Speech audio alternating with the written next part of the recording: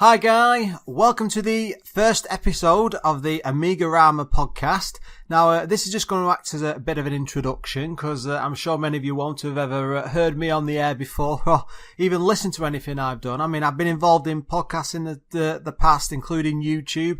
I go by the name of Lorfarius pretty much everywhere these days, but one of those systems which has always been at the back of my mind or in my heart all the time has always been the Amiga. I mean, over the years I've had so many systems, but what I want to do with this podcast is, and it's probably a bit of an impossible goal, but I'm going to attempt to work my way through as many of the games that were released on the system as possible. Now, looking at my disc list, I think that comes out at about 2,000 discs. So we're probably going to get a bit lost along the way. I have no idea how long we can manage to get, or, you know, how many episodes we can get through towards that 2,000, but it's going to be one hell of a journey. Now, the first thing I should probably go through is the odd name of the podcast. Now, obviously, it had to include Amiga in the title just because we need to bring people in to listen and actually know what it's about. But one of the things I wanted to do was something that suggested like a collective, or, you know, like a collection of Amigas and, you know, looking off into like a bit like Futurama, you know, it's like a futuristic vision, not just a cartoon, but like a futuristic vision of the future. And so like AMIGArama is a bit of a spin off that name. I thought it sounded fun, so that's what we've ended up with. Now I have come up with a bit of artwork to go with the podcast as well, which I'm really pleased with because it's a neat little mix of the original logo, but edited enough so that it is original. It's not using the classic font, I'm afraid, but I bet if you look at it, you just can't tell the difference. Now you might be wondering, well, you know, how are you going to tackle the games?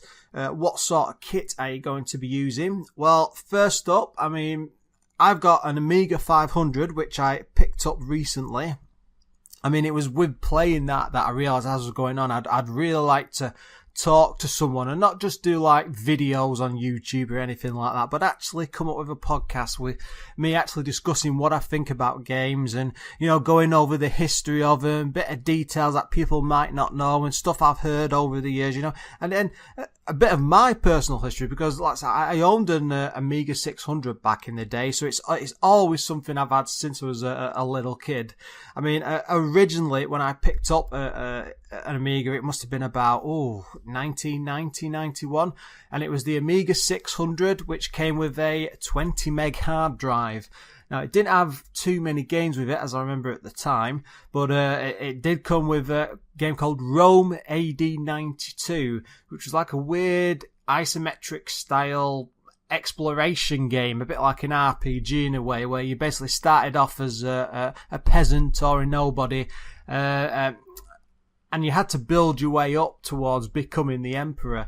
And it had really weird things mixed in. There was an adventure element to it as you wandered around the city of Rome and Pompeii and all that, like, you know, surviving the volcano at Pompeii to escape to Rome, to work your way up into the army and then come back and be the emperor and get involved in assassination attempts. And it was really, really detailed. I don't want to go too deep into the game, but at the time, you know, I mean, I've been 10 or 11 and it just blew my mind, the amount of detail, and I'd never really played anything like it.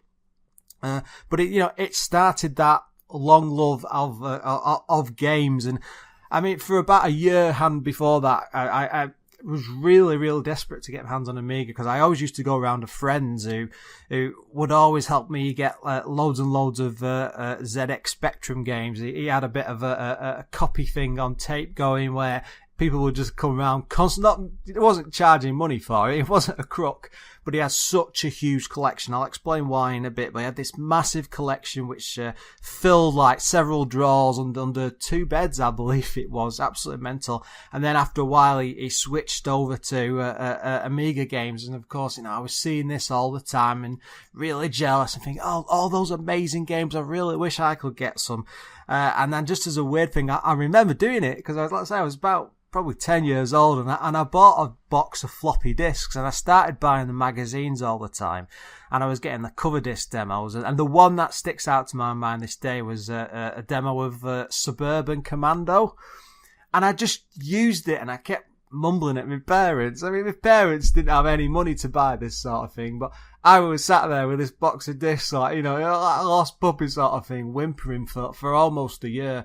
And then eventually, come the Christmas time, the year later, they went and got me one. And a bit of a crazy tale behind that, because it was one Christmas where they were promised one from a local shop. Basically, they just couldn't get one. I think it had the Quavers logo on the front with the dog in the orange coat. I can't remember it, but I was absolutely obsessed with it as a system. And at the same time, during that year, it's this same shop that I was going in there, and there was an assistant. I think she was called Sonia. I mean, this is going back about 27 years. My God, I am old. But I was in there constantly, and it was during that time that I saw my first copy of Monkey Island 2 being played, and that started the obsession with graphic adventures. I think it was Monkey Island 2? It must do. That might have been anyway, I'm getting a bit confused. It might have been Monkey Island 1, but I remember being absolutely obsessed with like the Amiga and the games, and I was always buying the magazines, and I really wanted one, and then my friend got the disc, and it all just built and built and built, and my good old parents in the end went and bought one, and it made my year. That Christmas getting one of those, I was obsessed with it. At the same time, having that 20 meg hard drive, which is nothing, even by standards at the times, it wasn't great. You could probably get away with installing something like Simon the Sorcerer, because I think, actually, no, you couldn't. I don't think that was an installable game, but one in particular I played, which was on I think it was about 15 discs, was Monkey Island 2. And, you could install that on the hard drive and it would almost fill it, which wasn't great if you wanted to keep a load of games on there, but I would always dash back and forward between the two, either on disk or installed, and you went down the route of buying an external floppy drive. God, the memories come flowing back now. And even having 2 floppy disk drives, and I was playing Simon the Sorcerer. This one always sticks out in my mind because I was obsessed with graphic adventures. But I had to get it was like a small square table sat right next to where the Amiga was, and I had to sit at an angle because I was tucked away in a corner somewhere. I had my main floppy disk drive on the system, and then I had the external one there, and I had all the discs laid out on this table. And as I was playing and wandering around, it would jump very silly, like from disc 5 to disc 2 to onto disc 8, over back and forth constantly from screen to screen. It was very annoying actually at the time, but I was obsessed with the game and I really loved it, and I did that with so many games. And yeah, different times, not like today where you just get like a compact flash stick or something, or a Gotek, and shove it in there and then you're off and away. It's all changed. But yeah, going back, I did get a bit distracted there. But going back to the days of what started off getting the podcast is I ended up buying an Amiga 500, and it was just your typical purchase off eBay. I mean, I was looking at the Amiga 1200, and I'll be honest, I really, really wanted one. Basically because I could put the hard drive in there and have WHD load, all the works on it. But as I was looking at the 500, I was just thinking, well, I know there is a very small bit of compatibility issues with the 1200. It doesn't play the entire library. And I kept looking at the 500 and I was thinking, well, the 500's about 50 or 60 pounds. The 1200's about £250, depending on what you buy with discs and stuff. And I bought the 500 thinking, well, I'll play this for a bit. If I get bored of this one, I can sell it and maybe push for a 1200 later when I can afford one. And then that just started the avalanche, because of course when that arrived and I was playing a few games and I got the odd memory, because you needed more memory to play them, because it only has half a meg on the 500. So I went back on eBay and picked up another 512 kilobyte upgrade. Man, how futuristic. Stuck that in and I thought, wow, I've got a whole meg. And I loaded up a copy of Walker, which has been one of them all-time games for playing on Amigas, because I think the higher the memory you've got, the more features it has available. On the 1200 it has voices, but on the 500 it doesn't, which is very, very disappointing. But yeah, once I saw it just started an avalanche, and then I got a GoTech drive, because I did actually look, because I thought, well, I'll probably be able to pick up a hard drive or a compact flash drive to put inside the Amiga, but I don't think it's actually possible, which is an actual shame, because I will need to get a 1200 at some point, but that's in the very far off future. I'm going to carry on with a 500 because I'm chuffed to bits with that, to be honest. I mean, I've had a couple of weeks now. I'm really, really enjoying it. I'm getting on with it. It plays pretty much every game I've thrown at it. Obviously, I can't play some of the AGA titles, which you could on the 1200, but that's for the future. I'll worry about that another time. But yeah, I mean, just looking back over my history, I've dabbled in Amiga so many times over the years. I've had 600, 1200s. I mean, this is actually the first time I've had a 500 properly. I mean, I think the first time I ever saw a 500, the very first time I saw an Amiga, it would have been 1986, possibly 87, whenever the Batman pack came out. You know, I was about 6 or 7 years old, something like that.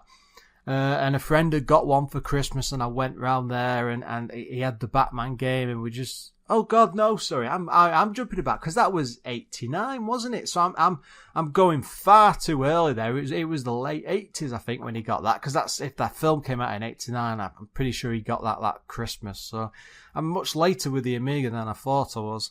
But yeah, I mean, we played that, and then I think we played the Indiana Jones game in The Last Crusade, and it's just, it was just something that stuck with me with graphic adventure games. I mean, they always draw me in, you know, with the humour or the dramatic storylines and how it involves you in a world. I mean, you know, arcade style games are fantastic to have a bit of fun with, but I'm always the type of person who wants to have either a bit more strategy or something more long running, something I can really enjoy on a long-term basis.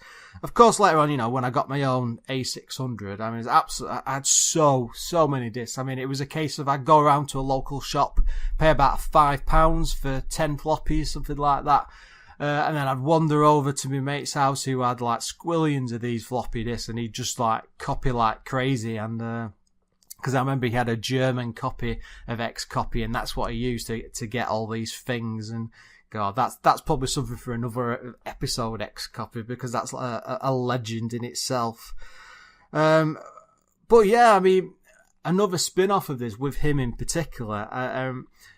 He had an older brother that worked at a music shop. I mean, a music shop of all places called Stuart Electronics over in a town called Ashton-under-Lyne, which was a good distance away from me, but it was the closest that actually sold games for years and years. But they started around the mid-80s in the Spectrum day. It was such a weird thing for them to do. So they'd have like drum kits and guitars and, you know, harmonicas and music books and scores and sheets and all that. And then they just started, I think, originally with like a small rack of tape games in the mid-80s, and it just blew up. And by about the early 90s, when they were still open, they had shelf upon shelf upon shelf of these games, like lining the wall, and then the music got pushed further and further to the back. So it was incredible to think of. But the great thing was, because my friend's brother worked there, he would basically pop in at the weekend, borrow a load of games, crack them all open, because not most of the time just weren't sealed, and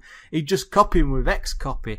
And we'd have tons and tons of things like that. And then I think eventually he got something that would crack the discs as well. So yeah, those were happy times, I'm afraid. But that shop sadly disappeared in the mid-90s. So I've no access to anything like that. But I mean, that was in Britain at the time. That was the whole craze, you know, copy games. Everybody did it. But at the same time, I mean, you know, as a kid growing up, I had like £1 spending money every week, which was, even at the time, it wasn't much, you know, it was absolutely next to nothing.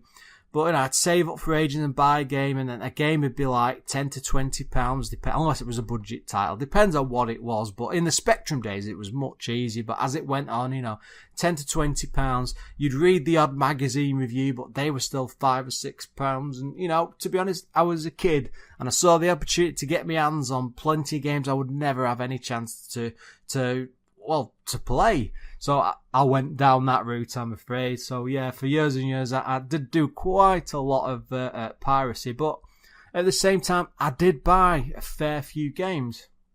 A couple that stick out of my mind.